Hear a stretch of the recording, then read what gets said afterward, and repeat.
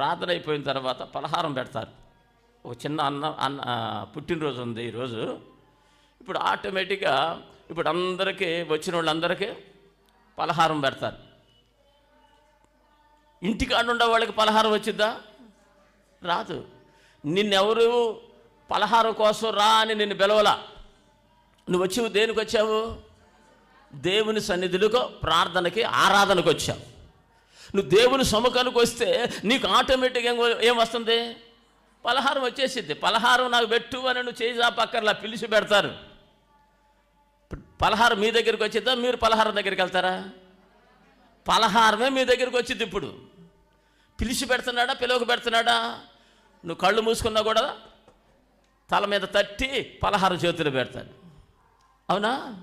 దేవుని సముఖానికి వస్తే ఆటోమేటిక్గా ఏది కావాలో ఆయన ఇచ్చి పంపుతాడు. నువ్వు అడగాల్సిన పని లేదండి.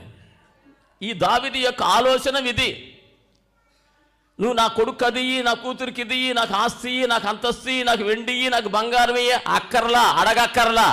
నువ్వు దేవుని సన్నిధిలో ఉంటే నీ అవసరాలకు కావాల్సినవన్నీ దేవుడు సమకూర్చి నీకు ఇచ్చి పంపిస్తాడు.